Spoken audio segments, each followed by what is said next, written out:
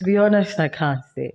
I mean, the way... No, based on the VAT fight going on with Governor of Rivers State and Lagos State and the Southern State governors, I'm going to align myself with Wale when he said it may or may not be connected. Why? Yes, I can't You know say. the politicians we have now. I'm not trying to put words in your mouth anyway. Yes, you actually are. You're trying to get different opinions. You actually are, yes.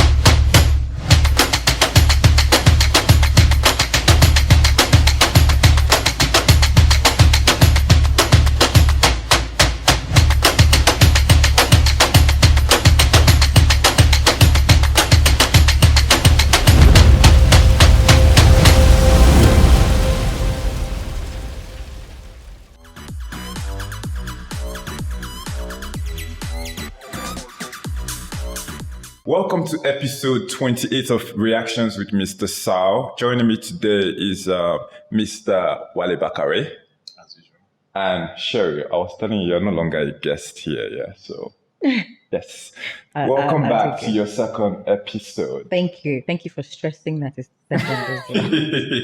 No pressure. How you guys doing, Mr. Wale? How you doing? How's been your week? It's there. Just there. Nothing much. This week was quite chilly. But you seemed busy. Like I sent you a message on IG. I'm not even sure you have still seen that message today. Yeah, exactly. Yeah, when I'm writing, I hardly check my phone for social messages. It's not WhatsApp. Yeah, WhatsApp is like a work message. Yeah, exactly. So pertaining to our topics for today, and I'm sure you have not seen it. I'll check it after. Sherry, how are you? How are you doing? I'm very well. You're looking good in your orange. Well, thank you. Thank you. Anyway, let's get straight to business. Before we get to the topics we're going to be reacting to today, please subscribe to Page 36 TV on YouTube. Like this video, share, and comment. Let us know what you think about these topics.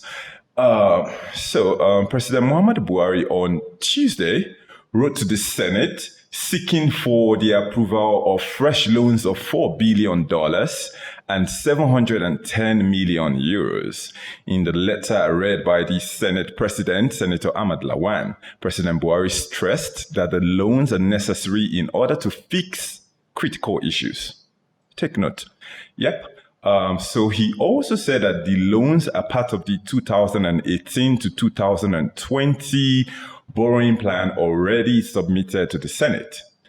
This sparked a lot of reactions from those in support and those against, So we had PDP reacting against, Serap writing a letter to the distinguished Senate President saying, do not approve of these loans. Then of course, APC were in full support. The presidency was in support as well. So defending the president's continued taking of foreign loans, the Speaker of the House of Representatives, Femi Gbajabiamila, said, at the end of the day, you ask yourself, with the little that we have, can we move forward as a nation? We don't have to borrow. We don't have to borrow. We can just sit down and pay salaries. Hopefully there will be enough income to at least it will pay the salaries. I'm not even sure. But so we have a choice. You either borrow and develop your economy and develop your country, develop the infrastructure, or you sit down, arms akimbo, and say, well, the situation is bad, we're not going to borrow, we don't want to go into debt. You can see it's visible to the naked eyes. You can see the transformation in terms of infrastructure. You can see the trains. You can see that. Now, some people may not realize the impact of transport. Transport perhaps probably the most significant aspect of the country's economy.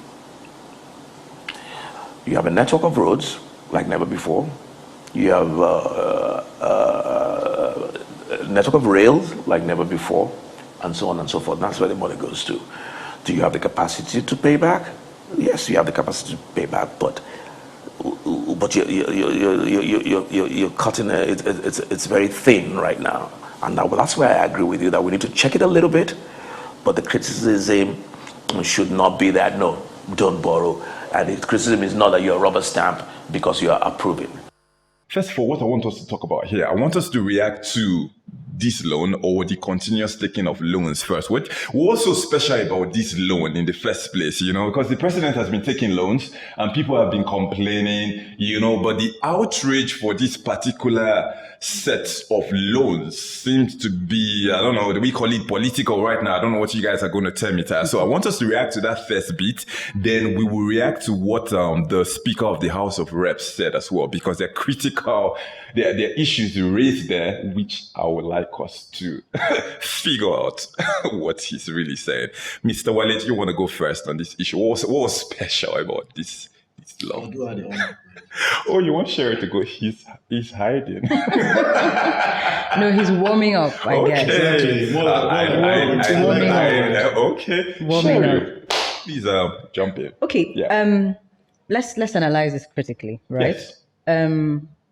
Anybody who is complaining, first of all, should take the reason for why the president has come out to say that he needs this loan. One term was used, critical issues. Yes. Somewhere else let me call you there. Yes. There was an update on this today. There's an update of the content of the letter that you wrote to the Senate right now. I'm going there. So, okay, you're going to go there. Yes, I'm going there. Yep, I want to just I'm going there. All right. But for the sake of, let's be sure that we're on the same page. Go ahead. What was the update? The report from Punch, an exclusive report from the Punch, so they listed the projects. One of the main projects was a rail line from Nigeria to Niger Republic. But there are also other rail networks within the country as well. But there was so much emphasis, and I think that project to Niger is taking a whole bulk of the money. Okay. Yep. So in addition to that, what we also saw as one of the reasons listed, it was said it will stimulate the economy and create job employment. Okay. That was also one of the reasons. It's meant to fund project geared towards the realization of the Nigerian Economic Sustainability Plan. This is coming from the lawmakers who are also defending this loan, right? So if you put all of that together, let's do a fair assessment. If we're looking at, the rail is an entirely different subject matter altogether, because there's still a serious question as to how important and how urgent. Okay, it might be important, but is it even urgent to get this rail to Niger going? Okay, so let's put the issue of the rail to Niger on the one hand, and let's look at the other reasons he gave, like stimulating the economy, creating job employment, and of course the economic sustainability plan, which the lawmakers gave as the reasons why it was necessary. If we were to do a fair assessment, in terms of the economy, does it require stimulation? I'm playing the devil's advocate here. Does it require stimulation? Is the loan actually going to help? Have previous loans that were taken, for instance, the one of barely 2 months ago, where we had 8.3 billion and another 490 million euros, did they make any impact? I think those are the questions that we should be asking if we were to really Let me ask you here, who is supposed to answer that question? Because I feel like if we throw this question back to them, they will tell you, yes, it made an impact. But who is supposed to be the right person to answer this question? Is it the people or the government? You look at the things that they put it into, and then you assess it and say, okay, was there any traction? Was there any improvement? If it was regards economic sustainability and all of that, where were we 2 months ago when the last one was taken, and where are we now? Do we need another one right now? Because Gbajabiamila, who we're going to get to at some point, the Right Honourable, did say that if things are not really working in the economy, we need to take steps. You can't just sit down and look at it. So I think, I'm saying, if we're to assess this fairly, we should be able to say, from the previous ones taken, there has been some traction. We've seen some improvements, which if we're to honestly answer right now, judging by some of the basic measurements of the economy and all that, it would be maybe not a hard no, but maybe not, we don't really see. I think a hard no. You think a hard no? I think a very hard no. Looking at the dollar as well, I was going to go there, but it would not be entirely fair to assess it based on just the dollar. I think a hard no, but I'm going to get to my point later. Mr. Wale, please, don't overjump the gun, yeah? Just address from your own perspective, why do you think the reaction, the backlash to these new requests for these foreign loans have been so, very high? The reasons are not far-fetched, right? for instance, there is a general distrust amongst people for anything the government is doing. Right. That has always been there. And then secondly, there's no way, okay, look at Bureau of Public Enterprise. It's difficult to get data from there. There's no way an ordinary citizen can go out there to say, I want to know how much has been spent on a particular project. I want to know what's left. And, so that's kind of like helps to see if these loans are actually, working. Because, taking loan in itself is not a bad idea, actually. Yeah. It's what you do with the loan that's the problem. Yeah. So when the National Assembly approves this loan, then you have a situation where they are saddled with the same responsibility of carrying out oversight function to ensure that these loans... But are they supposed to do that on a normal day? Are they obligated to do that? They are supposed to. And that's fine. If they have the power, of course, then they also have the power to, carry out oversight. You understand? Lawmaking, representation, and those are like their key main functions that, so they go out there to these ministries, parastatals, to see ongoing projects and then report back. If they see that, probably a contractor might have been mobilized and project is stalled or something, they're meant to invite the person over and, talk it. I think presently our loan stands at like 34 trillion naira now. Yeah. You understand? So it's worrisome actually to an ordinary Nigerian, because it's like you don't see the direct impact. If you're looking at the impact for yourself, like, I want to step out there on the street. I want to see, I'm asking myself, how does this loan benefit me? Exactly. Right. So there are no indices to actually measure that other than to use the lifestyle of your citizen. While the government might go on to say, there's a tapewari, this going on, there's the rail revolution, there's welfare, no, but how many of us are going to travel to that place, those places to go and find out, So I feel that it's a natural distrust, like, loan again, and the idea of loan, sounds bad naturally. But when you look at the wake of this pandemic, this COVID-19 pandemic that most world leaders are borrowing, it's almost inevitable that if you want to stimulate the economy, you have to borrow. I think what we should be calling for, like she said, is we should be asking questions, calling for more accountability. Like, you don't just see line item, 300 billion. No, you want to see details. I recall in 2018, during Saraki's Senate, virtually all the loans Buhari sent in were rejected. And the key reasons they gave for rejecting those loans was that the president didn't provide enough information as to how that money will be spent. And they would term that as political.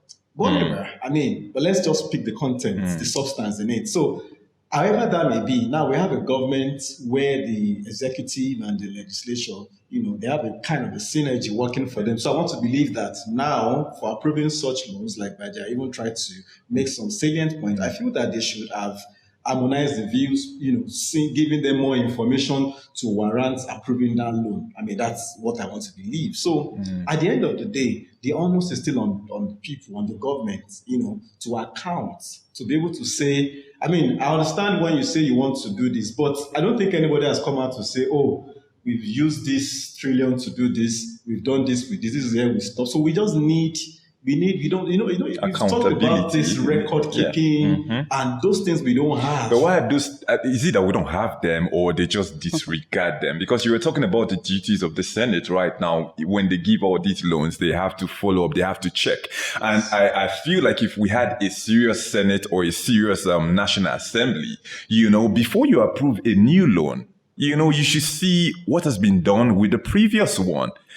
So their approval to me, even this defense by the House of Reps speaker, means to me that they are satisfied with whatever have been done with the previous loans. Now, here's the thing. The thing. I want to say that especially given this current administration and, if we follow the pace of how things have been run, if you say that it is on the government to give account to the people, if the people are not demanding account, then they're not going to give it. And the thing about demanding account is not by, blowing hot on all social media channels and just complaining, oh, this loan. You know, I heard somebody on the radio say one of the reasons why he's not happy with the fact the government is borrowing is because he doesn't like to take loans. We as a people need to sit up and do better.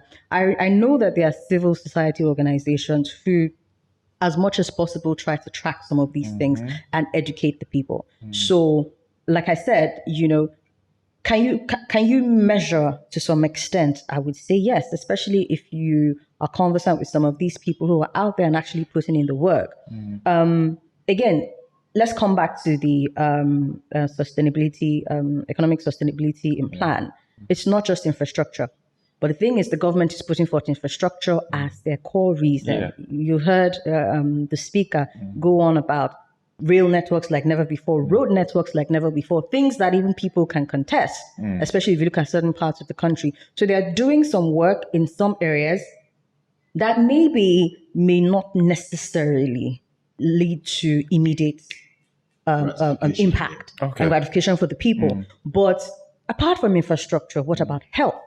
How are we measuring what this they say the money is going to do health, in health? But let me No. It's different to a large extent. The rails and the roads have what they're going to do economically instantly before you then translate to health and all of that. But we are talking about health. We're talking about food. We're talking about education. We're talking about things like that. So if you assess them on all those measures, then I would say there's a lot more that needs to go on in that area, and maybe enough about the infrastructure. Just tone down the infrastructure a bit, and then people can say, okay, maybe you should probably take the loan. Maybe not within that space of time. Going by what Cheryl is saying, Mr. Wale, I want to throw you this question. Do you think there's an agenda? This whole so much emphasis on having a network, you know, a road or rail network to Niger Republic, you know, he called these critical issues. You know, and she was just speaking right now. She talked about other segments of which Nigerians are suffering. We talk about health, we talk about education, security, you know, economy, you know, and there's an urgent need to create a road network or a rail network to Niger Republic. I think you know, are the advisors think, you know, is there something going on behind the scenes? On Niger Republic, you know, it's taken for too far. Like beyond Niger Republic, if you look at that report critically, there are some states that railway will cut across in between, in the east, in the north, mostly the north, mostly the north. Yes, you know. So on the outside, some may see it as political, right? Saying, you know, probably maybe the presidency or the president himself has an interest in what goes on in that region, but we can't prove that. You understand? We can't prove that, right? What we will actually can want to prove see, that though. How can you prove it? Based on recurrent events. You can use that to argue. We can say this has happened, that has happened. No single event is the same. Right. But if they are repeated occurrences, that's favoring one. Yes, it's looking like racketeering. Okay, I'm not keying into any sentiment, right? I don't even want to key into any sentiment right now. I mean, everybody has the right to an opinion, which is fair. You understand? But at the end of the day, what is more important the national interest should actually override whatever opinion or political leaning. So I want to see a situation where economic-wise, we can see states linking with each other, boosting trades, commerce, economic activities, and translating into employment. You know, for me, that's what is key. Another president might get there today and say his focus is the never-ending Lagos-Ibadan expressway that has gobbled so many billions. So interest, yes, you can't take away interest from politics. They work pari passu, you know, but let's just always not look at the political angle to it. Let's see what benefits it's not me. I'm not a politician, or you know, in my mind, I'm representing the people. Yeah. So let's go to this statement of the Speaker of the House of Reps. You know, so he spoke so easy, like a dastical. Yeah, I felt like first of all, I was wondering, is he speaking like an APC man here, or is he speaking as an independent Honorable Speaker of the House of Reps that is appointed to represent his people and speak for the people, because the legislature are our representatives. So when you come out to say that, first of all, you guys have said already that borrowing is not a problem. Whatever you do with the money is the problem. And he's defending them here, saying that we need to borrow to develop the economy. From what you guys are seeing, where we are right now, is the economy developed? We have been taking loans, so we can even say that, this is the first loan, let's wait and see. No, there's nothing to wait and see. Loans have been taken since 2015 or 16, and we are still where we are. The economy is in shambles. He says to develop infrastructure, What infrastructure? Then he dared to say that we have road network like never before. Cheryl, I just traveled recently to Edo State, last 2 weeks. Before, when I was in Benson, that was at university, I used to go from Abuja here, take Eagle Line, because I never fly to Benin. I don't fly, I use road, even till now, That would take me 6 hours. I leave by 6 or whatever, or earlier than that. I get there 5-6 hours. Now, for you to even get to even Lokoja, you're spending 5 hours and the road is in shambles. And those are federal roads. So I'm speaking based on what me have even seen. And I traveled to the east earlier this year as well. Still the same thing. The roads are in tatters. Yes, so when the Speaker of the House is coming out to say things like this, are you playing politics or are you speaking realistically? You say we have a road network like never before. This is a false statement. To be honest. This is not real now. And I will get to the real one. It's a very accurate statement. How? They are like never before. Oh, yeah, in the negative. They are like never before. That's the honest truth. There have been some roads. Let's be honest. So money has gone into certain road networks and all that. But I think in this particular instance, maybe it's possible that the speaker was a bit overzealous in that statement. There's a way to present certain matters that don't draw the ire of the people. I think that saying that when he went ahead and said never before, it just created hello, are we in the same Nigeria? Are we in the same Nigeria? Exactly. So yes, money has gone into roads. There's been some infrastructural development. You can't take that away.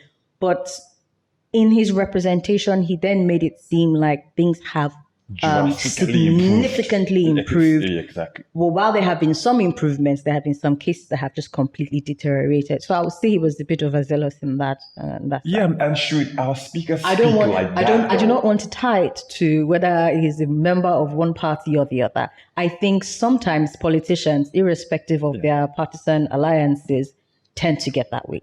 He is a speaker. He's trying to defend the fact that they've approved and are possibly going to approve more loans for the president.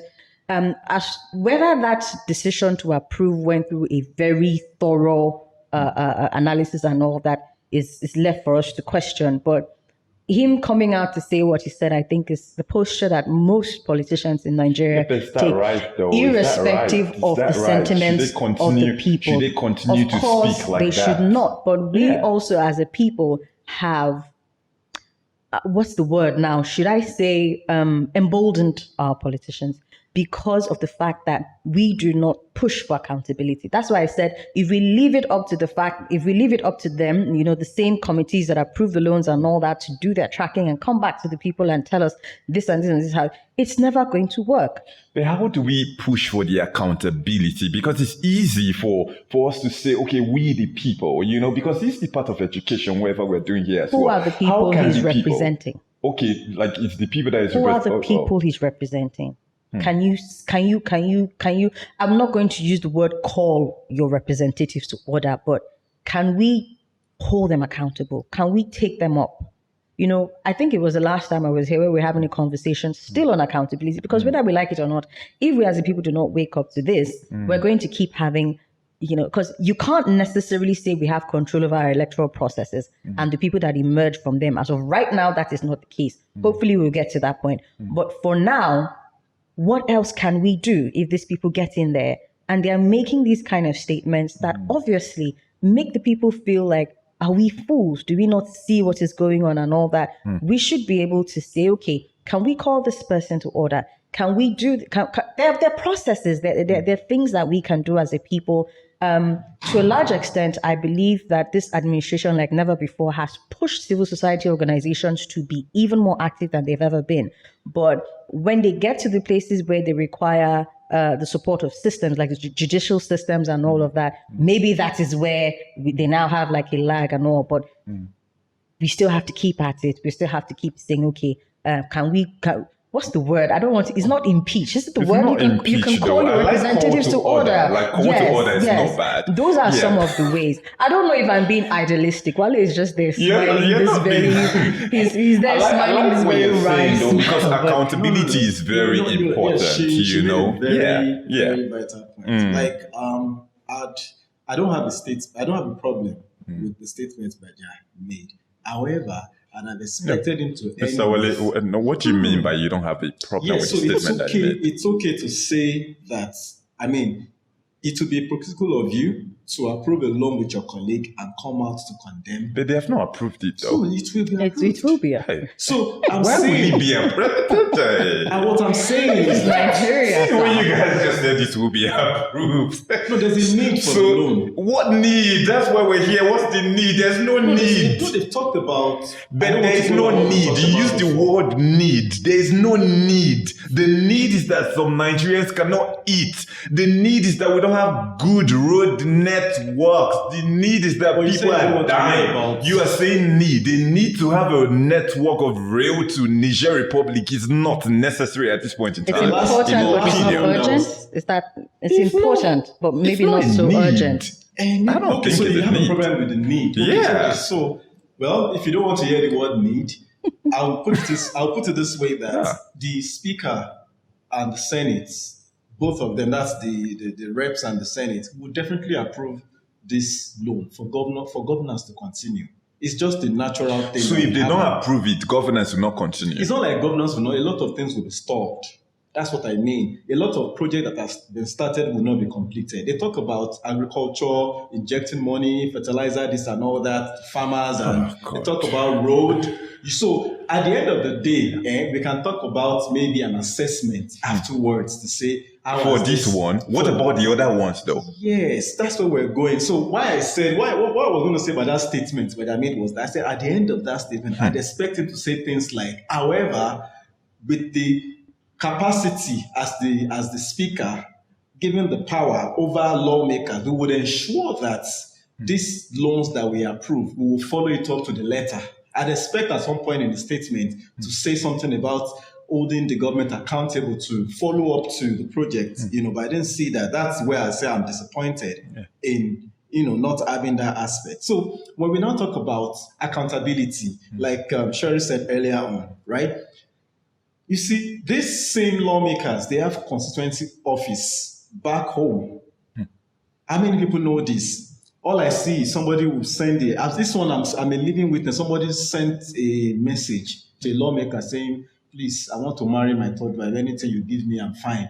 You understand? So you have means to reach that's people. 0 point whatever You percent. have means. I'm saying you have means to reach them. Yes. So you can go to your offices and demand, I want to see this, I want to see that. It's not only until something, affects just you that you protest. If you think about it as affecting you and others, you can ask questions like she said, budget, SERAP, Yaga, and so many other systems would have been put under pressure. They've been putting this. The SERAP route now, but you are still telling me that the loans will be approved. That means the true SERAP to letter away. No, you're not. Let's put emotions outside of this. I mean, nobody likes the idea of loan. That's the truth. Yeah. Nobody likes that idea. But if we are being realistic, that this loan has to be taken for whatever project they say they will take, isn't it for us to follow up? There's another organization, follow the money. I don't know what they call the code. Where's Budge IT? Where's Budge IT?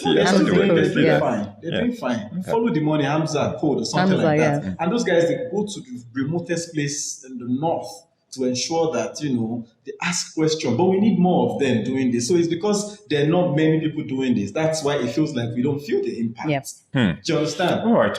Let me get to, he says we have the capacity to pay. He says we have the capacity to pay these loans. From what I see, maybe because I'm not in the government though, I don't know what their plans are. I think most Nigerians as well don't know what the plans are. That's why when we hear of these loans, many Nigerians are like, no. You see people joking on the social media saying that, oh, very soon they will sell Nigeria to China. He said very soon the future of this country, is going to be indebted. There are many people very scared because we have never heard of a payment plan. But the speaker says that we have the capacity to pay. Most of all these roads being developed. Let's leave the roads. They talked about the toll gate thing, but which I think will be good though. But I don't see which road they want to put that toll gate.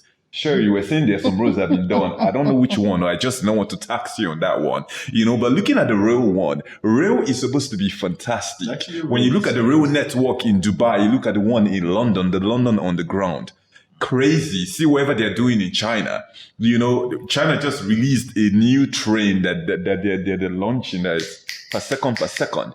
So when Femi, excuse me, Honorable Femi, that travels around this world, you see the way things are done in America, you see what they have in China, in Singapore, and you come back here and make a statement to say that the rail we have is something that is like never before. When we have some very slow trains. You have to crawl before you walk. No.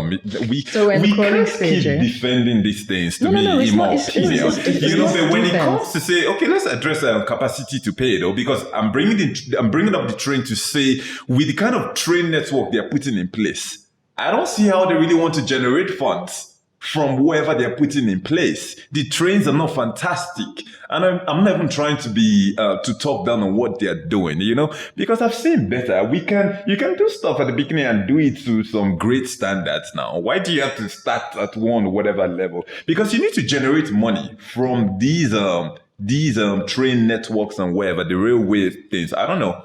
Do you think we have the capacity to pay it? For me, it's not a question of capacity. It's a question of, Nigeria is rich in resources, to be honest. We have different ways by which we as a country can make money. We have ways by which we can generate revenue, but just not tapping into those ways, right? But, a report, I think sometime not too long ago, a couple of months ago, came out saying we spent about $1.79 billion in 5 years servicing debts. So there's money. Somehow we are servicing these debts, right? But the question is, at what cost, right? We also had reports about how about 60 to 70% of our, of our budget was going into debt servicing. So there's a capacity to pay, to some extent. It's just that it's going at the cost of so many other things. So what we need is the government that if they want to build an economy or run a country on debts and loans, need to sit down and look at how to increase revenue in such a way that the people will not bear the brunt. Because that's another reason why a lot of Nigerians are complaining. Someone did an analysis, took our total debt profile, and then calculated it, divided it by the assumed number of Nigerians that we are, and said, look, this is how much each Nigerian is responsible for paying these loans and all that. So what we need to do, Wale rightly mentioned, loans are one way, right? But do not be totally dependent on them. Look at other ways to generate revenue so that even if we're going to do this loan thing, we shouldn't be doing it for an unnecessary period of time. So what are other revenue options? If we tap into those things, it will answer your question, yes, we have the capacity to pay. And that is what Gbajabiamila said in the video. He did say that the question of capacity to pay is something that we need to look into. A little bit more, yeah. We need to look into, right? But I think the outrage and everything we're hearing from Nigerians is they do not seem to be doing that. So now you come up with the toll project, like you said, it's a means of generating revenue, but it should be the fares that are coming out that you're going to charge Nigerians should be something that they shouldn't feel at all. Exactly. Because what you have and what we've been having for the last couple of years is constantly a static level of income, if not declining level of income, and then more expenses are coming up. So when you have a country who's continuously borrowing, one way or the other is going to fall back on the Nigerian people at some level, because you're going to look at them to try and generate revenue. But we have so many other avenues beyond taxing the Nigerian people. And I think that's what we need to look at. But as to capacity, if we do it right, yes, sure. Mr. Wale, any? Yeah, I think she's exhausted all the points. She said something very, very, very valid. I like to look at it like you have a situation where you keep borrowing, and you look at a situation where you want to do something, infrastructure, whatever it is, and then the first thing that comes to your mind is borrowing. I think it's sad. It's not a good way to eat, and that's why I like the VAT conversation that is ongoing right now. It's putting everybody on their toes to say, look, this is the reality. I mean, I've been leaning on people. It's high time I stand on my own. Yeah. So I have to look back. So I think this actually has a multiplier effect on how we talk about loan and payment, because when the government also sees that that money, they're not going to be getting as much VAT as they were taking before, and states who don't even produce anything says that, look, we can't continue to leech on other people, then everybody will sit up and would, like I said last week, this true federalism restructuring that we're running from slowly that started without us acknowledging it. So I think we will get somewhere with it. All right, we'll spend so much time on this one, so let's move. So several southern states governors during the week signed the anti-open grazing bills in their states into law. They include the governors of Akwa Ibom State, Enugu State, as well as Osun State. So specifically, the law signed by the governor of Osun State, Gboyega Oyetola, on Wednesday prohibits the conveyance of livestock on foot from one destination to another in the state, except such movement is by rail wagon. I don't know what is rail wagon though. I saw rail wagon. I'm like, okay, what's rail? Is it like train? What's rail wagon? It's those locomotive, those kind of locomotive detachable rail they use then. Oh. Yes, you can use those to transport. Yeah, because I was supposed to. So when you think about a train, there are different compartments. You have coach, you have rail wagon. Yeah. So then it says truck or pickup wagon, and is to be within 7 a.m. to 6 p.m. This is like a curfew, but this is the law. Yeah, terrible. Anyway, the law also prohibits minors from grazing, rearing, or herding of livestock, except under the supervision of an adult. So part of the law reads, and I quote, any person or group who contravenes the provisions of subsection 1 and subsection 2 of section 3 shall be guilty of an offense and shall be liable to terms of imprisonment of not less than 3 years without the option of fine, as well as forfeiture of the heads of cattle or livestock under his or her control to the state government. Also in quote, a minor who contravenes the provision of section 3, subsection 4, committed an offense, and the guardian or parent of the minor or owner of the livestock, as the case may be, shall be vicariously liable on conviction to a fine of 300,000 naira only. What do you guys think about this particular anti-open grazing bill in Osun State? Well, he's going first this time. Why are you guys battling with who is going first or who's not going first? What do you think about this? Like first of all, okay. So it's good that some state governors have set an example. Yeah. And I think was it yesterday that the southern governors met. Yeah, they met again. In states, and they talked about these recurring issues. Right. Yeah. Everybody has now decided to see that security is personal to them. Yes. We cannot outsource it to the federal anymore. So people are taking drastic measures to protect the people. And Osun State, I think the bill was passed on the 12th of August. Okay. And the governor, Governor Oyetola, assented to it on the 13th of September. So that was almost a month. And I don't know what was going on between. Of course, probably was busy. Yeah. Well, maybe they were just looking at the laws to see what they can tweak or whatever it is. But like I said, Osun State is a very peaceful state. And you wouldn't want things like this cattle herders movement to be an issue. And I like the fact that the Osun State government, they took their time to educate these herdsmen, telling them the importance of this bill. That it's not there's no malicious intent about it. It's just to ensure there's peace. You can do your thing, without having, any dangerous effect on the citizens of the state. So they've put out law out there, and of course I expect that it will be obeyed by the herdsmen, even though it may not be easy. Like I said the other time, that this thing is alien to them. The idea of ranching is very alien to them. You start from somewhere now. But like you said, the government is in communication with them. So hopefully that dialogue will help. Yeah, exactly. Because that's important. It's very makes it not look malicious. Important. It shouldn't be draconian. No law should be draconian in nature. It should be like, we test the laws. Oh, you go against the law. Oh, of course, ignorance of the law is not an excuse. But at times, you can be a bit, relaxed about some certain things and say, okay, don't do this again. Now and you give them a pat on the back, and everybody can live peace. I think we've, like we said, it's a conversation that is very important. Yeah. We've started it, and I'm sure that we will get somewhere with it. Yeah.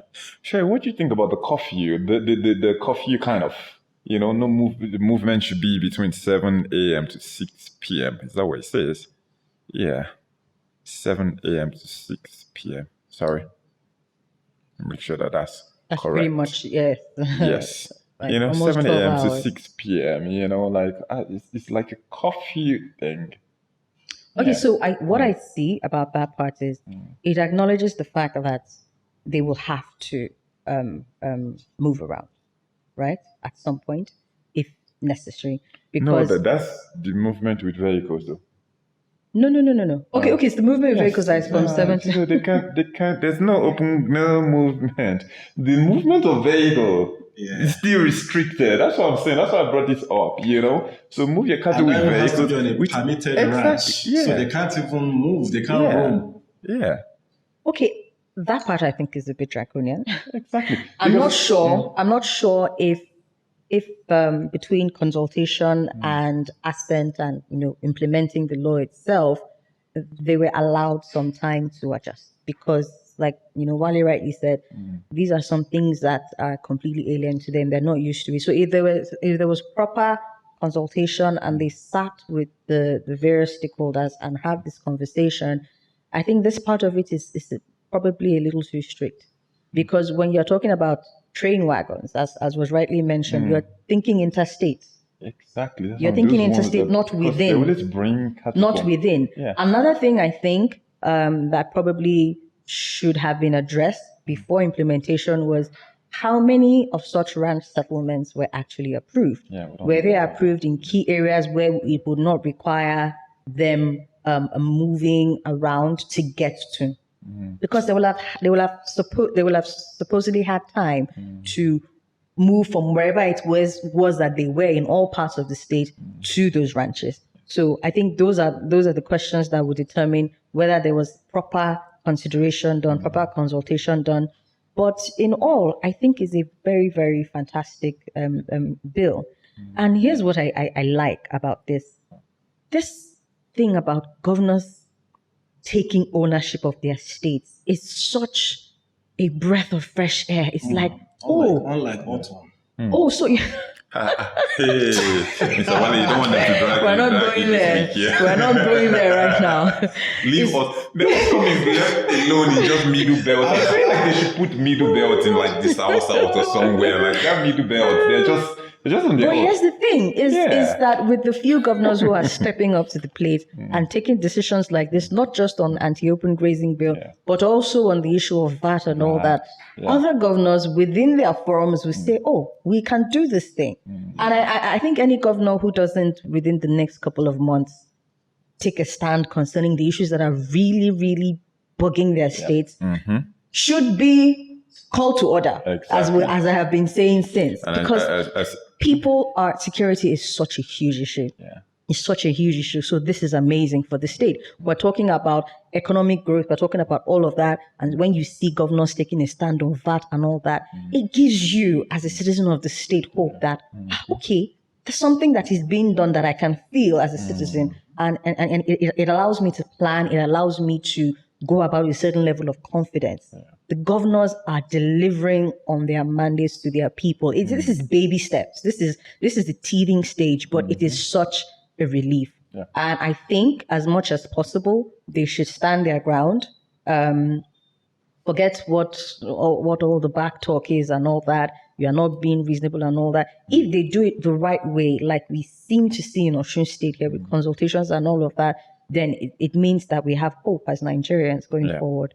I like the Osun one as well, especially the part about the dialogue. Dialogue is very important. I feel like we as a people, if we communicate more with each other, we'll make more great strides and headways, So the thing about the minors too was also key. Yes, I like that still as well, because we see a lot of young Fulanese, kids who have only one. We just be following the cattle up and down. And we can't control it as well. Schools, and whatnot, So I like this because at some point we have to help each other.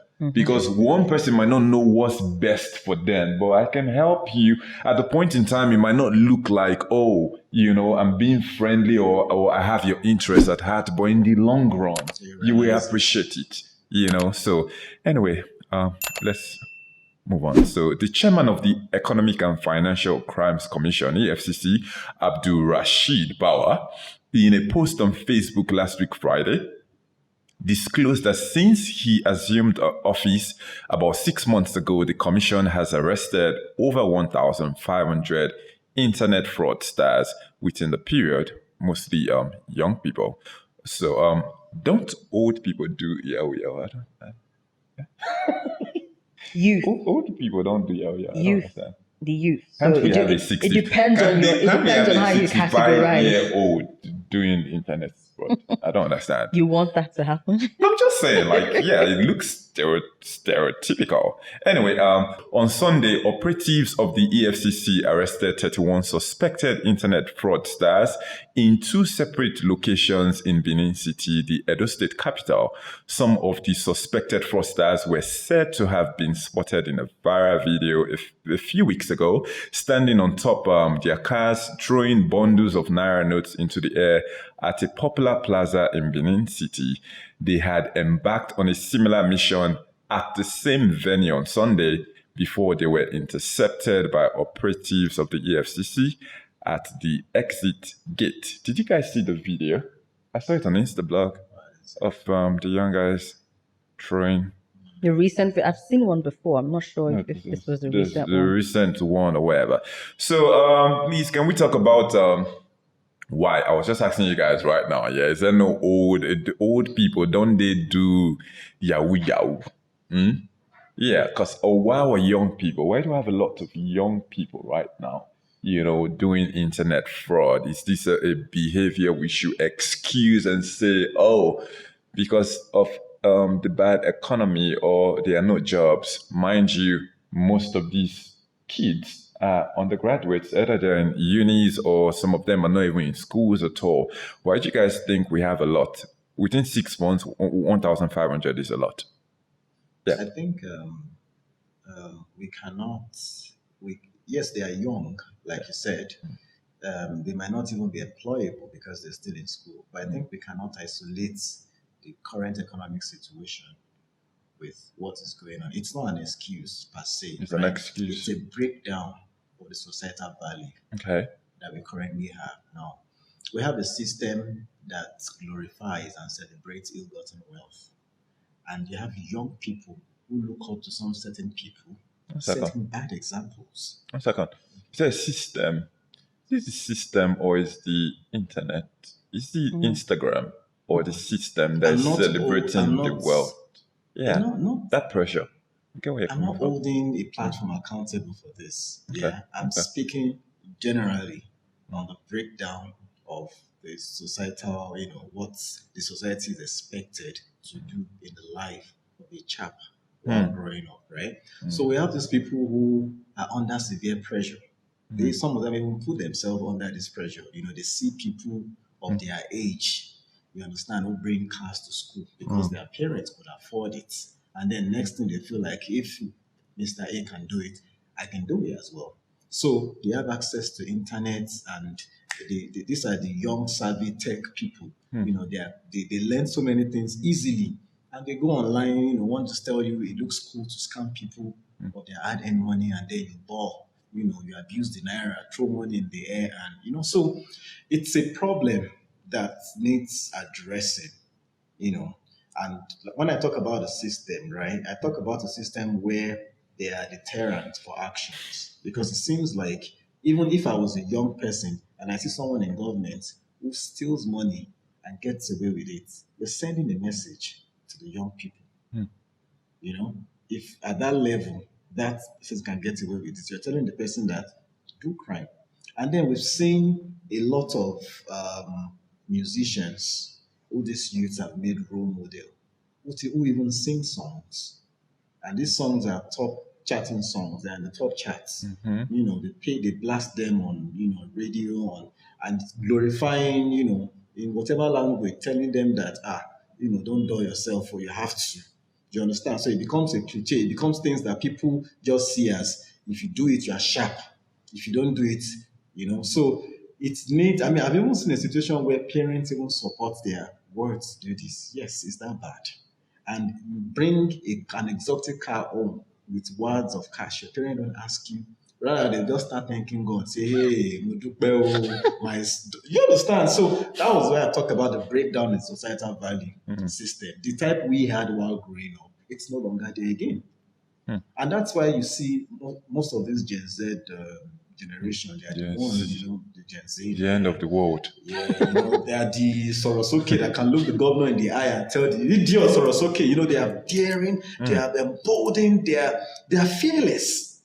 You understand? They believe,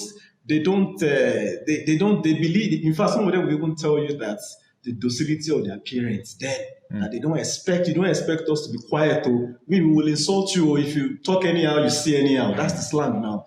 So we have to start to look at what's responsible for this. From where do we tackle this malaise as a root cause? Where do we start to tackle? Is it from our educational system? Is it from the home? Is it from the religious institution? Is it from the tradition? There's a breakdown of systems that was once intact before.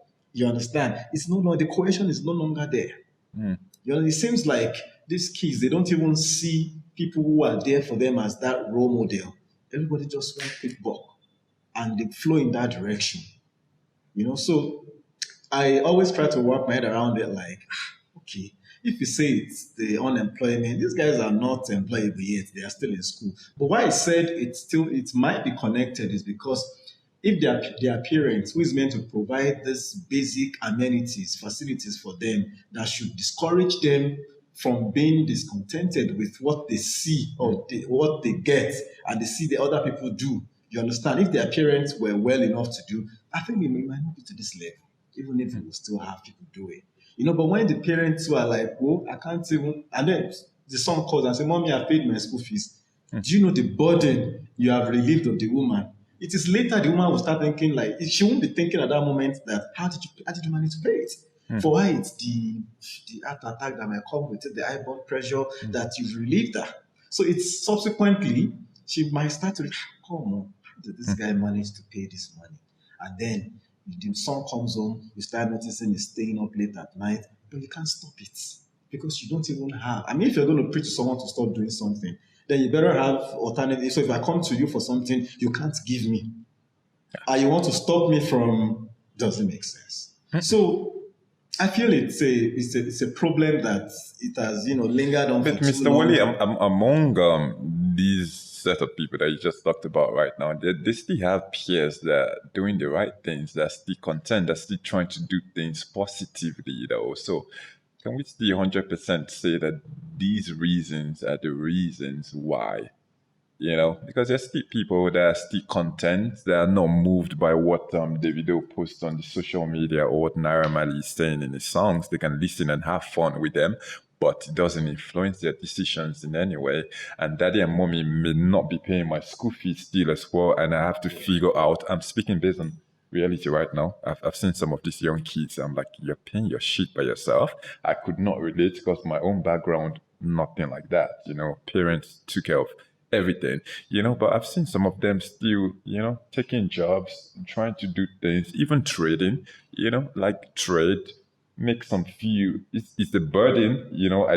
I totally agree with you that the parents have to play their roles and the society has really failed still as well. But I'm still saying in the midst of all this though, because for crime there's no excuse for crime at all. There's absolutely no excuse. But because this is a crime. This is stealing. We have to look at what the country was 10, 15 years ago and what it is now. Right? While you are in school as students, you're not in the UK or other European university where you can do 14 hours work and earn a wage to say, so I don't want to justify the crime. At the same time, I don't want us to isolate the larger issue, which is what the country has turned to, what is meant to be there that is not there, right? You talked about people who wouldn't do it, maybe in the few percentage. Of course, there are people that no matter how hard it gets, they will never go into crime. You understand? So if you're using those as yardstick, right? Are you praying that they get to a point that when you get to boiling point, breaking point, I'm not praying them. So that's why I'd like to commend those people, but at the same time, it seems like we have influx of young people, coming into. You see EFCC parade these guys with every day, cars. They even go as far as charms and multiple SIM cards. And, it's horrible. It's crazy. I think you talked about breakdown of systems, and you're very, very correct. But the most important structure, the most important system that we expect to function, not outside of what we have in the macro space and the macroeconomy and all that, is what we are not looking at, and that is the family unit. Because whether we like it or not, that is where it starts from. So you addressed it to a large extent. Our parents are either not doing anything at all or they are not doing enough. So I'm speaking as a parent now. I'm having to deal with a child in a tech-savvy age, and whether I like it or not, he has a phone. Because it's not like he's not of the age to have a phone, but how do I monitor his exposure? We had COVID outbreak last year, and parents had to resort to schools, even had to resort to e-learning.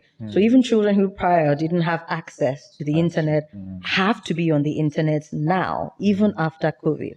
And I'm having to battle really, because these children are, even at younger ages, are so curious. They're so eager to know what's going on everywhere. So I had an instance where I had to block off YouTube from my child's laptop. He still found a way to access videos. And I went to track his history to see what he was doing while he was supposed to be studying, and he found a way to delete that history. I have, and I'm telling you that this is the reality of this generation. This is the reality of you cannot keep them away from technology. But how do you manage it? So we as parents, are having to liaise with the school and say, can we measure? Can we restrict? Can we do this? Can we do this? Because even schools are coming up with, prior, I think before this term, we had a system where they were online, but they didn't necessarily have to be online the entire time. Guess what? I was getting used to that, and then this term it changed, and they have to be online all the time. So when you look away, these children are doing all sorts of things. So as parents, as the ones in charge of the family unit, we have such a role to play. And the reason why things are not the way they were 10, 15 years ago is that whether we like it or not, the times have evolved. The times have changed. Is it a case of parents not being available because they have to be away making a living for their children? can we find a way to balance it as parents? Because what you're seeing is that some parents will tell you, "Well, I'm out. I have to be at work." And then when they come back, they're tired. They're not spending enough time with their children. I think that is where the family as a unit has broken down. And that is why you're having children who are going haywire, who are doing all sorts of things with technology. We're even talking about Yahoo. Trust me, it didn't just start with a phone. It didn't just start with Instagram. It didn't just start with... Some of these Yahoo guys are using very technological systems. If you see the work they put in to create websites and all of that, you will see that these are smart kids that just probably were not led right. Do you understand what I'm saying? So forget about the schools, forget about the universities, forget about peer pressure and all of that. It rests on the parents to instill these values in their children. That is why you can say what you were saying about some children who, despite everything, are still doing okay, no matter how hard it gets. You know, some parents, even though they are affluent, will make their children put in the work. So a child who grew up with that background does not then easily resort to. We're not saying there's still cases where they still don't get carried away. There are children who start out bad influences, probably in cults, and then they pull out of it. There are people who just absolutely can't. What were the values that were instilled in those children from when they were growing up?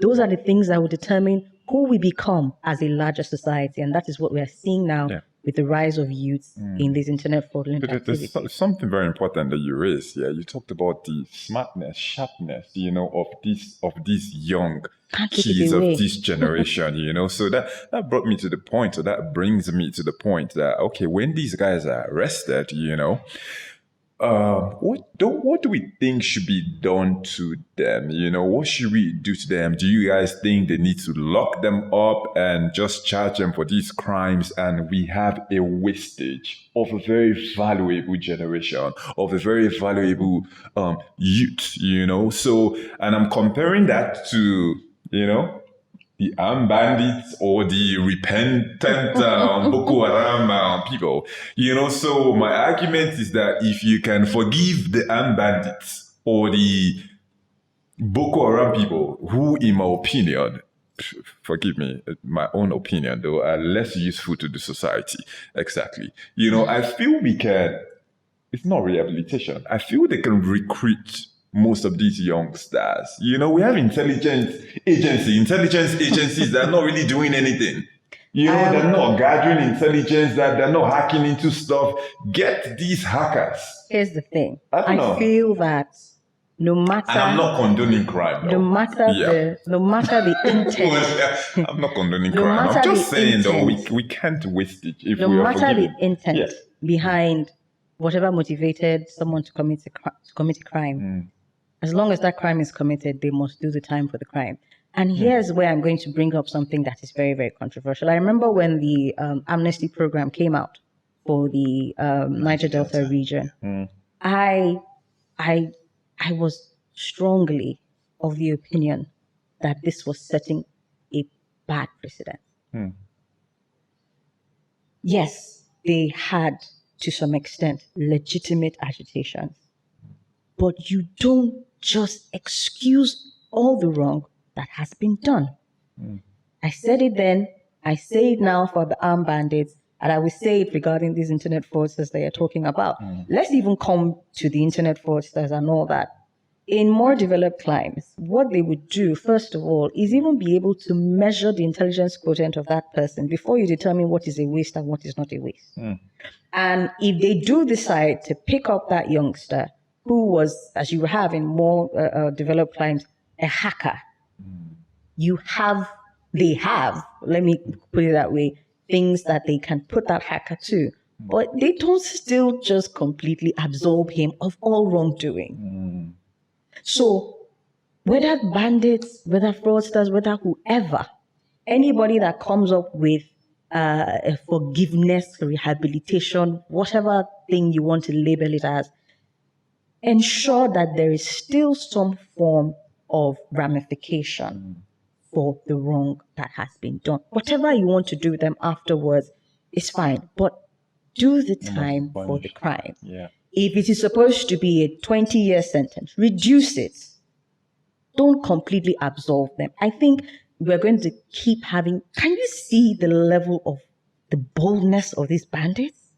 You see the things they are doing because they believe in their heart of hearts. And we have a system that has shown over time, right from when it was the herdsmen. If you go to southern Kaduna, most of the little atrocities, that I'm going to term them little, but of course they had such devastating effects on the people that they were committed against, even before it got to the level where it was a national outcry and all that. Even at those levels, when those people were apprehended, go and find out what was done to them.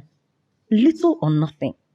Oh. Not even compensation from one community to the other, because whether we like it or not, some of these herder farmer communities have been coexisting for a long time.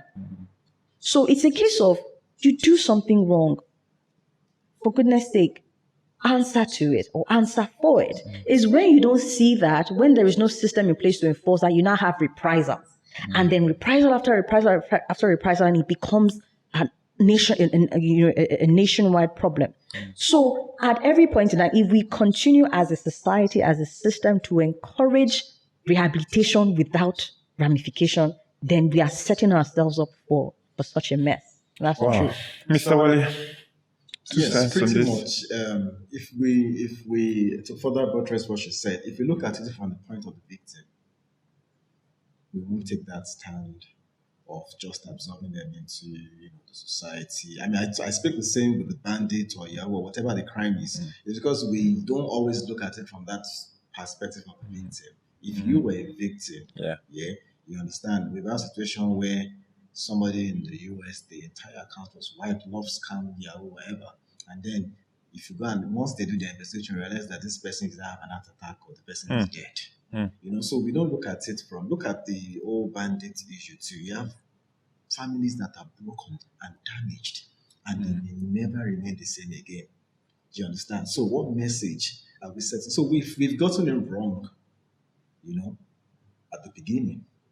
So that's why I don't support the idea of, yes, we have bright kids who misrode, so to say, who probably because they didn't have the guidance to do this. Those ones are a separate case. But then do we have the system in place to identify who is this, who is that? We don't. We don't have that system in place. We don't even at that level we want to take it to, we don't even have that technology. We don't have that system, the record in place to say, oh, let this person go into this cyber security, whatever. Let this one has it. We don't even have the tutelage to even make them take them to achieve their potentials. You understand? So I don't think it's really let them. I mean, there are extant laws, to punish offenders. You understand? And like you said, the severity of your offense, of course, should determine the kind of punishment you get. And if it's seen that this person has, so for the case with the bandit, right? It's just that the process has been abused. There are processes to reintegrating or granting amnesty to members. I mean, if you go to war as a soldier and the terrorist surrenders, you understand, you don't shoot.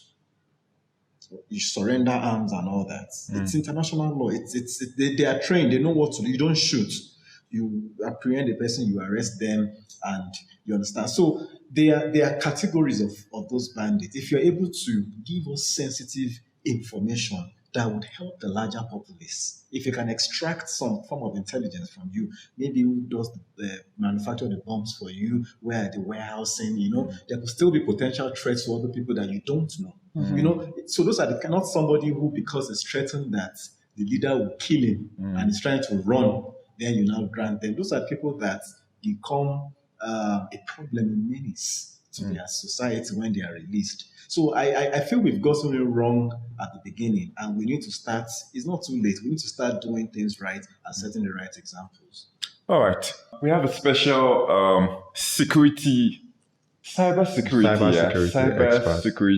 analyst. Please, just introduce yourself to us, Mr. Moses. So your name is Okay, thank you, sir. Yeah. Well, my name is Moses Ugabojo. Yes. And I'm from Dexter Cyber Lab. I'm the CEO at Dexter Cyber Lab. Yeah, so what you guys do. Normally, we don't do profiling here, but because of what you're going to be speaking on, I want to give you some authority. Yeah. So okay, we are into penetration testing, and we also do web and mobile development as well. We do training for web and mobile development.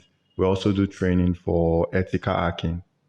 Please, when you say penetrating whatever, what is it? Okay, penetration testing. Okay, penetration testing is like a stimulation whereby, before, if you have a system, for example, you might call a cybersecurity expert to come in and, to test your system, to know what are the vulnerabilities before the bad guys will do that. Okay. So that's what we call penetration testing. It's the process of testing your system to identify flaws. All right, so you heard us in the background. We were talking about this issue of internet fraudsters and internet scammers. We're speaking about the EFCC Chairman talking about we've had 1,500 internet fraudsters, which are mostly young people, arrested in just 6 months. So even yesterday, I had a text message on my phone, asking for my BVN. Saying, I need to send my BVN so that I can receive the $100,000 or whatever thing. And I'm like, okay, what the hell is this one again? But even me in my head, Mr. Willie, to be honest, so I'm like, 100,000. I'm like, okay. Did you apply for any 100,000? No, but you can see where this thing could be, Yeah.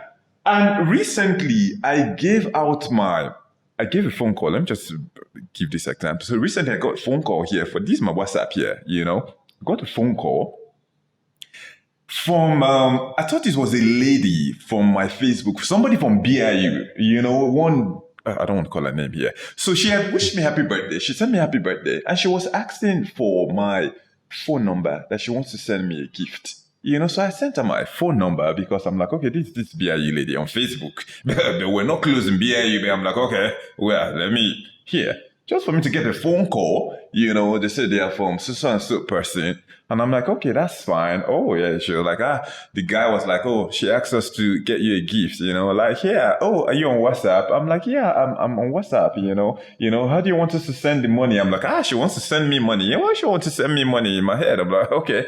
Like, how do you want to receive the money? Do you want to receive it from her or do you want to receive it from us? At that point in time, I was confused. And they were like, oh, are you on WhatsApp? I'm like, yeah, I'm on WhatsApp. Did you just receive a code right now? I got the text message. I'm like, yes, I just received a code. Please, can you call the code number? Salisu, 32, whatever. I gave them my code before I was logged off my WhatsApp. Yeah. I was logged off my WhatsApp before I realized what the hell was going on, as grown and as old as I am. Yeah.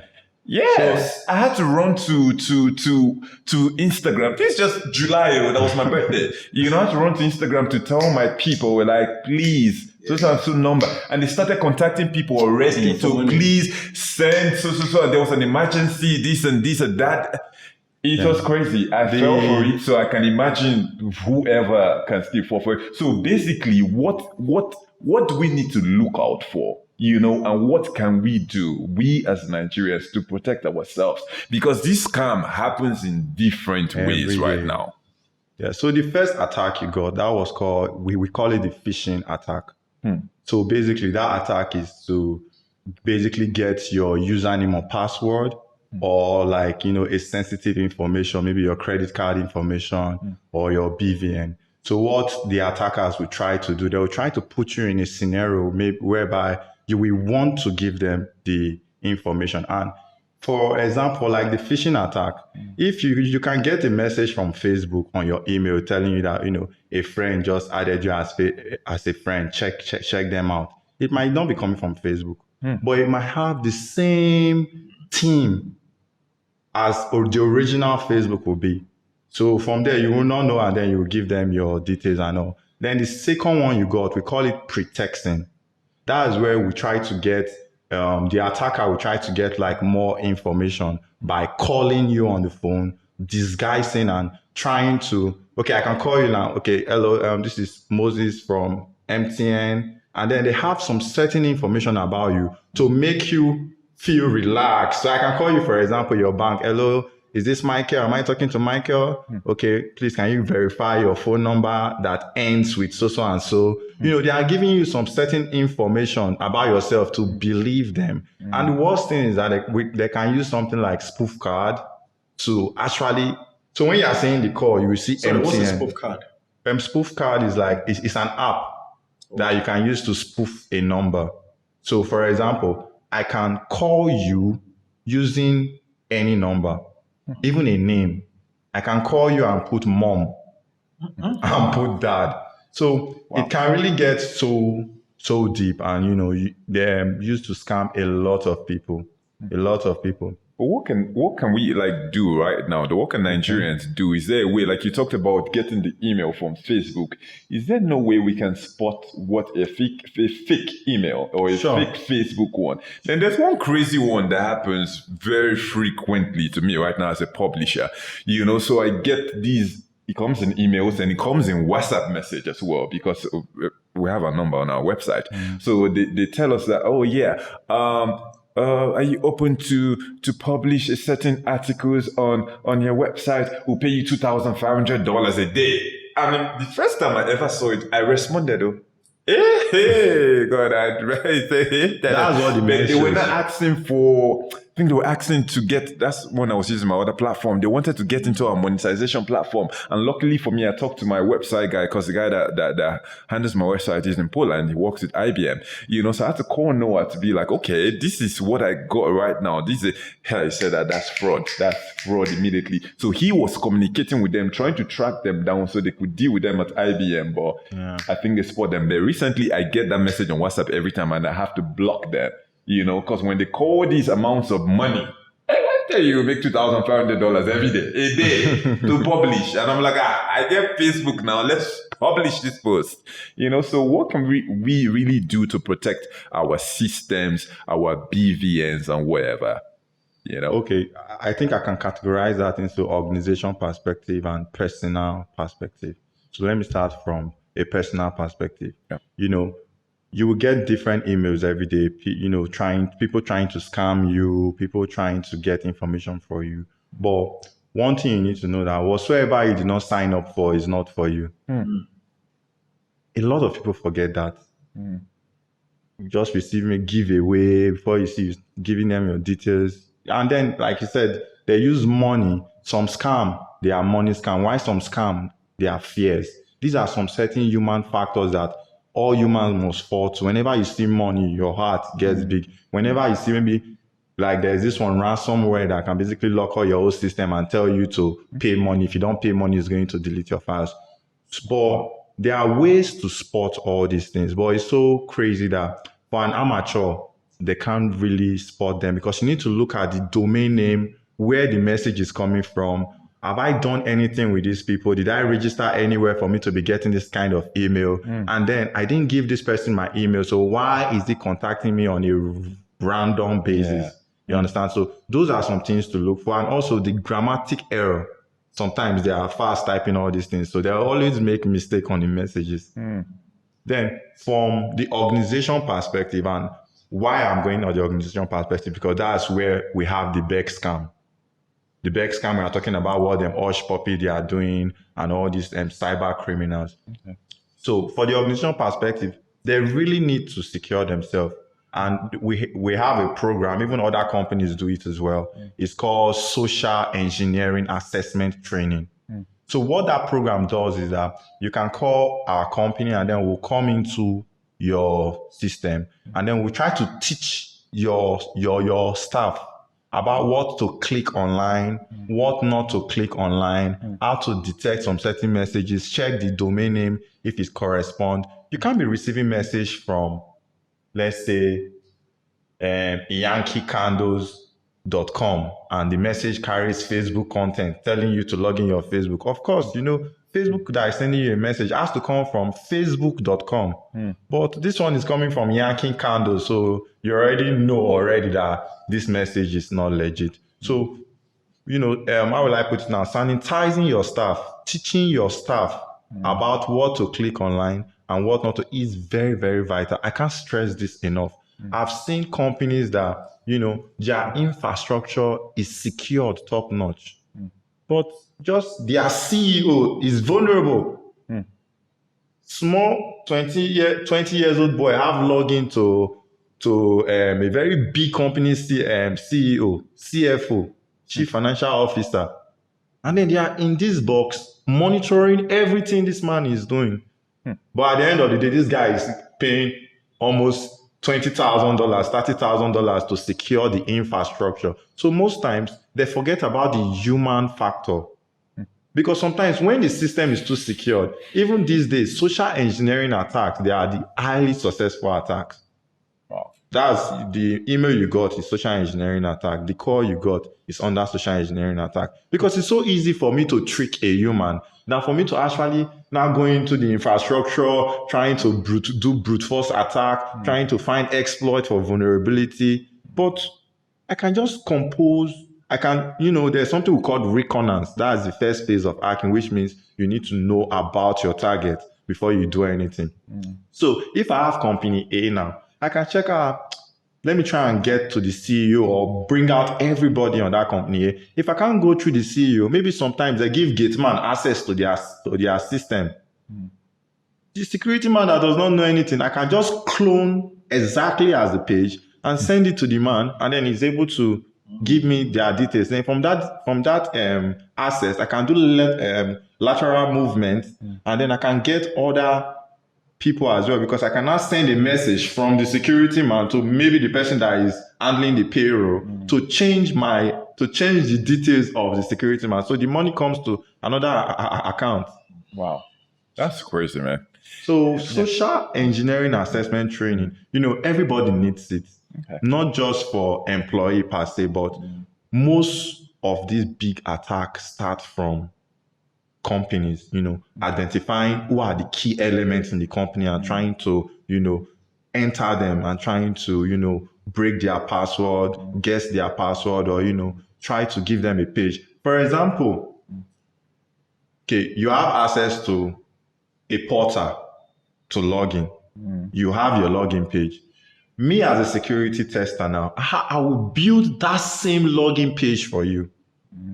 And then maybe that page is hosted on, let's say, Google Cloud. I'm going to send you a message from Google Cloud telling you that something happened to the system. Please update your account. Then all you have to do, you put your username and password. And then when you click on submit, it's going to say, thank you, your account has been updated.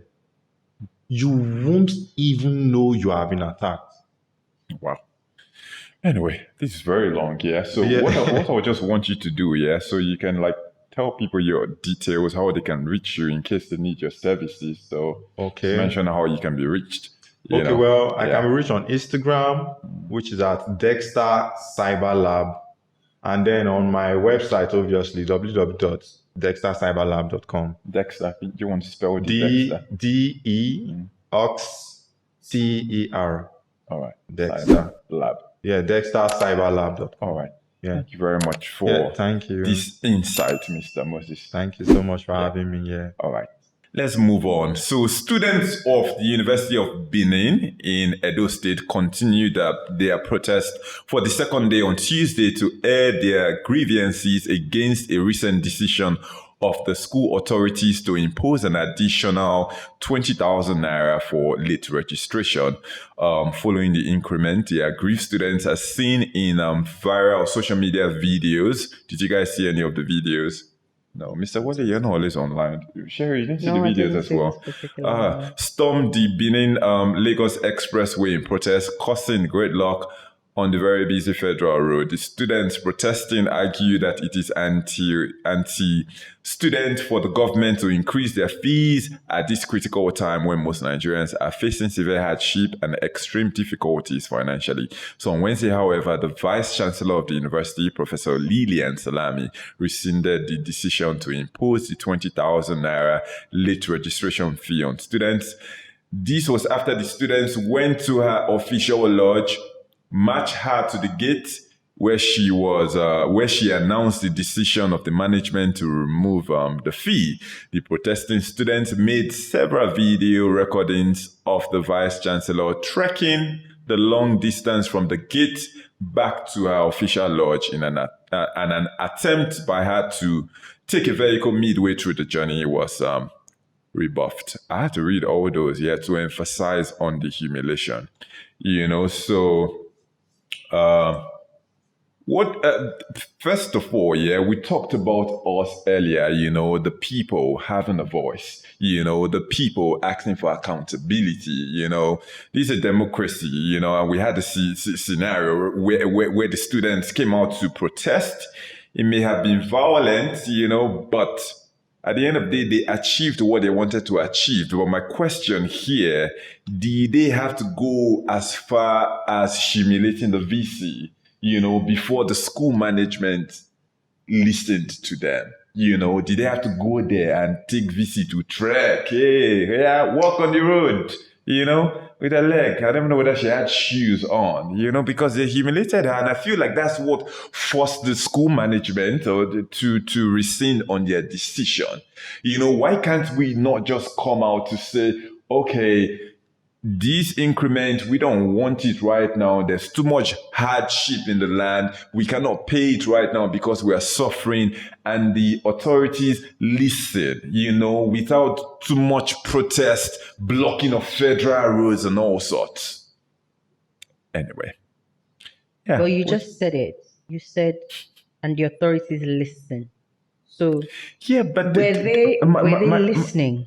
My argument is they listened, but what made them listen? That's what I'm saying. So you have people who are, we live in very, very tedious times, I would say, as a society as a whole. Let's not even just look at them as students. We live in very tedious times. I'm not condoning anything that was done. I didn't watch the video, unfortunately, so I can't really attest to exactly what level of humiliation there was. Things that would determine, was she actually humiliated? How old is she? Was she manhandled during the walk? Were they, apart from denying her access to a cab and all that? But, I would say these things are a function of if you have a listening leadership, that's what will determine what lens people will go to. That's not to say that there are times when people can be so irate that they just get out of hand, from the get-go. But again, like I said, I didn't watch the video, so I cannot determine. But to answer your question, I would say if they had gone to such lengths, is it possible that they had tried and they were not listened to before they went because to the such protest started on Tuesday. I think on Monday even, so Tuesday was like day 2, Tuesday is when they blocked the federal road, they blocked another part is that they blocked the school gate, they locked the school gate, because what the school had done at the time, they asked the students to now leave the hostels. They told them to go home for security reasons, because the protest was, the way the protest can be, and these are youths, it was getting out of hand. People were bored. People are bored. When it comes to things like this, we saw the NSTAs, whatever, like people came out, so day 1, day 2, you didn't listen. Day 3, let's march to her lodge. So here's another and get thing. her out to trek to that gate. So you're already beginning to see what limits these people were pushed to. I also, let me just read out a report by one of the online news stations. It said that one of the, I think the dean or someone, one of the school authorities said they should go and prostitute to pay their fees. Oh. This is on one of the online news. We say the students allege that the institution's spokesman told them to go into prostitution to pay their fees. So I'm saying that there's a lot more to what we just saw in the video. So it's a question of how they were then presented. If all you saw was students marching the VC to the gate and not allowing her to enter into a car, we need to really dig deep. What's the backstory? I don't believe that even there's UNIBEN, my people, I don't believe that as many of them would just be so irrational and so irate and just humiliate her for no reason, for no apparent reason. These are students we're talking about. These are not thugs. These are not hoodlums. So that's my take on that. Anyway, Mr. Wale, First of all, I feel that if you're going to increase tuition fee or any fee at that, there's a student body, student union government. Those are like the representative of the student. So I want to believe that there must have been some back and forth meeting between the student union government and the university management. So if they were not able to reach an agreement, now I can understand where the students took their future upon themselves to protest. Yeah, because now, it's the student union that blocked the gate. Exactly. Yeah. So if you have a situation where the student union is trying to say, look, this is what the students are saying, they can't afford to do it. And the institution, the management are adamant and insist that we have to go ahead with it, So the students will definitely put pressure on their student union leader to say, what's going on? Have you sold out? And that's why I want to prove that, see, we've done our best for you guys and the management is insisting. At that point, it's no longer on the student union and the students will now go on rampage to block roads, do everything. So when you are protesting, there's a very thin line between peaceful protest before it turns violent. Yeah. Right? And for me, you see, we get a lot of things wrong. If you want to jack up school fees, I mean, I was a member of the student union government. I was a social secretary in my time then, and we had similar issues like this. And from experience, I realized that the best way to jack up fee is to jack up fees for the new students. Yes, you let the old student pay the old rates. That way, they don't have to drop out. So the new students, unfortunately, that the union they want to fight for are not yet a member of the union. They are not, in fact, the student union government cannot fight for a fresher until, these are things that our leaders should know at this level before you take key decisions that will snowball, that in the end, it gives you a bad optics and you lose in the end because you have to revert back. It's like going back to your vomit. That's the way I say it. So people are ill-informed because what do people do at leadership meeting these days? You sit down with your bossa, with your dean, with whoever, and you don't have student representative They don't care. to tell you that you can feel the pulse of the people on the outside. You understand? We've overflowed this issue. How many people can... I saw someone try to justify that it's not the same students that are buying cars on campus, bringing this to... I'm like, that's no justification. How many percentage? And the thing is, according to the news report, it says the 20,000 naira was imposed as late registration fee. Now, these are students that... You're already struggling to pay. Apart from that, I'm sure I experienced it to some level, even though I went to a private university, but what you would term as late registration is sometimes manipulated by the school authority so that it will seem that you are late. They have ways of messing this thing up. So there's also a possibility, I'm saying, given that it's federal university. Sorry, to further your point, right? The stages, I don't know how long you left, how long ago you left school. It's a long time ago. if you see students carrying files around, you have to first go to account department. And the funny thing is, one department depends. You can't go to the dean without having signed off from the account. You can't go from your dean to your HOD without having signed. So if, for instance, this man is not around and this one is around, this one is around. You have to wait. So at what point are you not going to have a late registration? Apart from that, this system is set up in such a way that I expect when you see late registration fee in a civilized society where the structures and the systems are okay, you are bringing it up as a deterrent. But in this case, you see more like an extra avenue for making money because the systems will not even allow you to register on time unless you go through some it's never really cut and dry, especially when you go to federal universities like that. So they are not... I'm saying now that it's probably not just for the 20,000 naira, but the fact that the systems are set up in such a way that you must have late registration, even when the students are working to ensure that they are not registering late. So that's another one of the... these aggravations. They blocked major roads in Benin. It was blocked intense. The roads. They're saying alive, and the management did not still care because on that Tuesday nothing happened. They didn't care because I felt like, and I feel like most times our leaders feel in the different offices that they are in, they feel like, oh, the normal Nigerian will come out, make noise, give them 1 or 2 days, they will calm down and move on. So I like it, as much as I didn't like seeing this, especially I didn't like taking that lady, and she's a woman, not even a man, and making her walk all the way. She should be able to walk now and exercise anyway, I'm feeling like, walking all the way to the gate and all those, but I feel like our leaders should listen to us, care about the people. You actually serve. You're here to serve, you're here to serve the people. So why won't you care about what the people you are serving want or are asking for? Anyway, let's get to our final topic. Are we still on time? We have 10 minutes.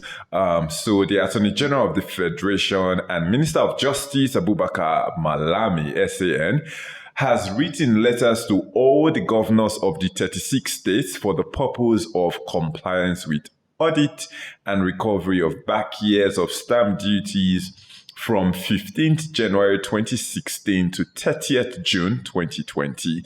A sample of the letter read in part.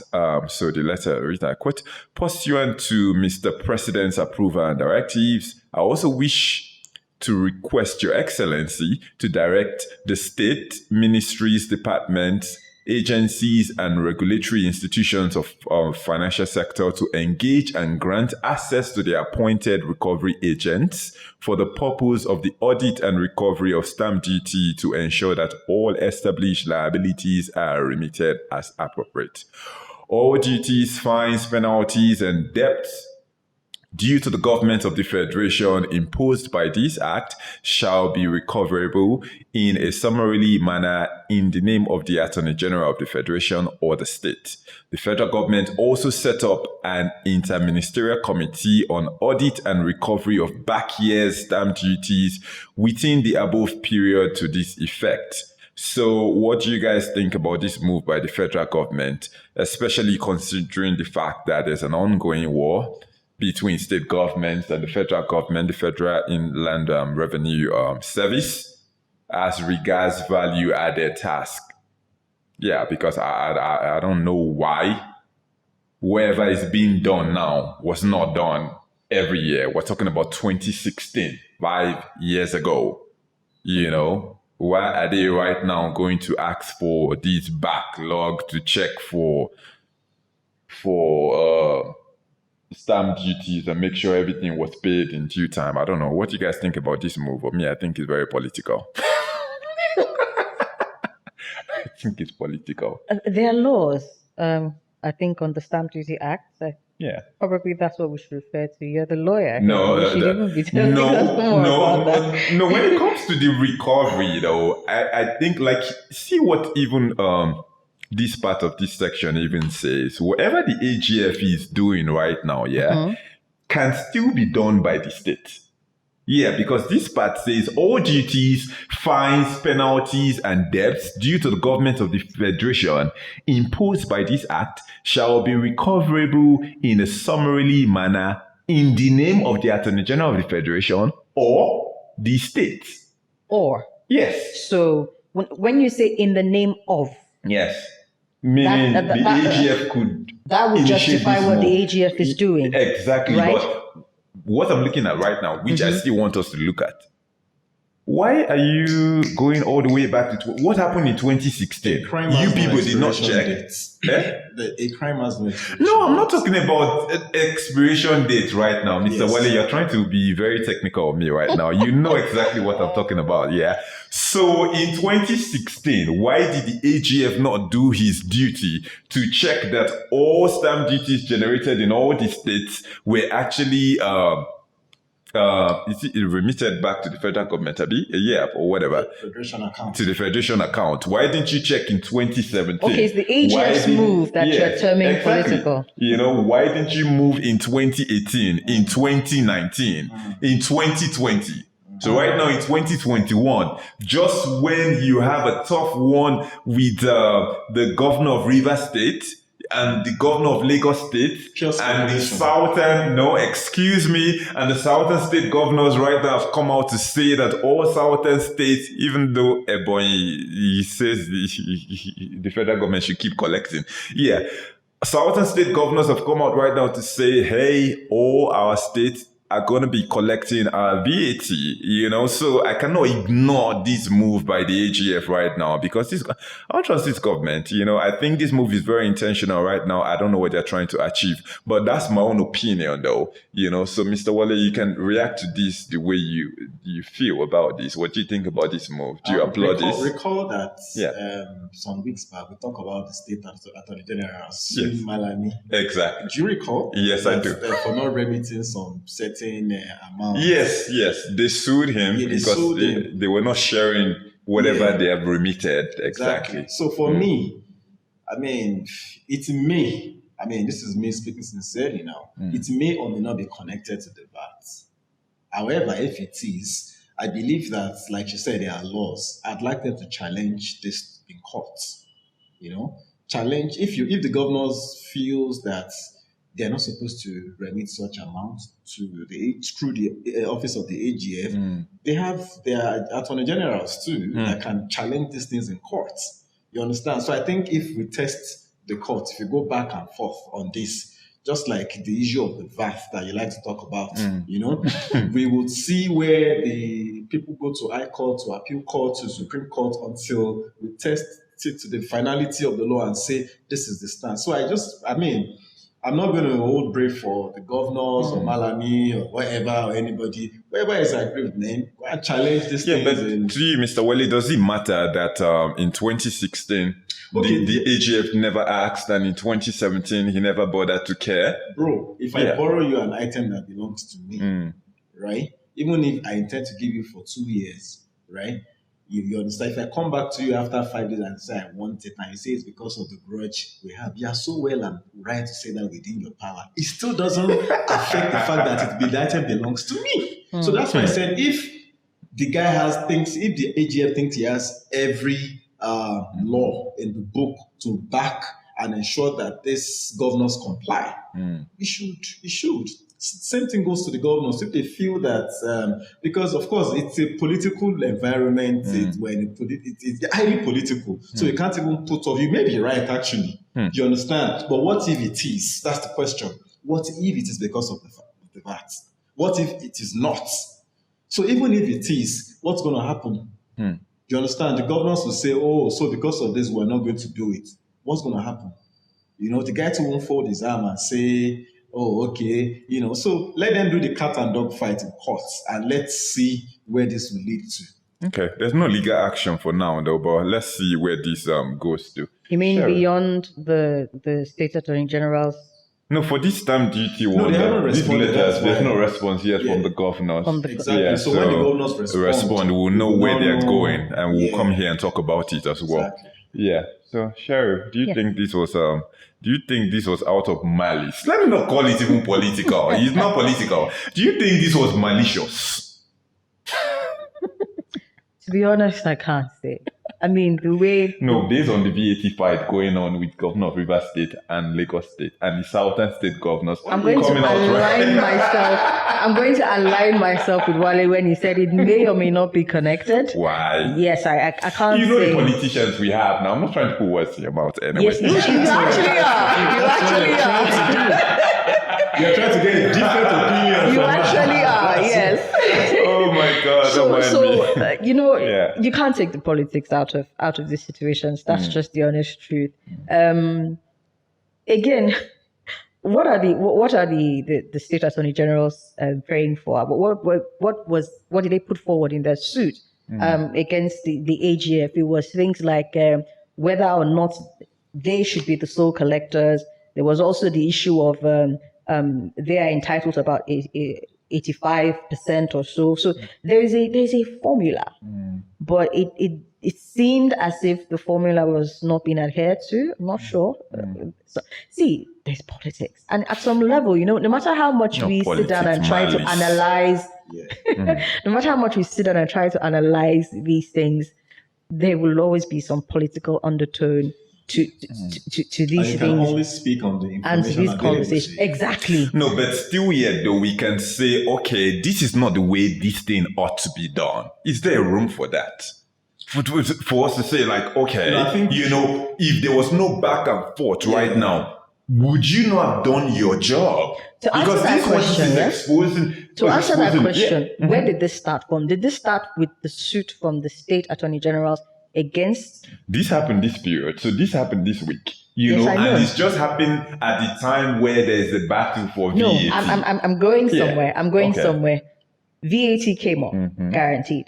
And then, correct me if I'm wrong with the sequence. The next thing we saw was the state attorney general. No, that one came first. The Which state one? attorney general This one came first. suing the AGF. That's what I'm saying. Yeah, so that That's came what I'm first. saying. It came before the VAT. Came Before the VAT. Yeah. May or may not be connected. But okay, so there was that. I'm saying which one came first between the state attorney generals and the attorney general? Do you understand? The Because what we are attorney addressing generals came now, first. what we are addressing now is the AGM. And him is going against the governors Yes. of the state. Yeah. Yes, but it's still in response to the same thing, isn't it? So somewhere it was initiated by the state attorney general, VAT or no VAT. Stamp duty and VAT. I think there are what the differences. attorney Yes? generals were asking for, though, the state attorney generals, they were saying, the recovered loot.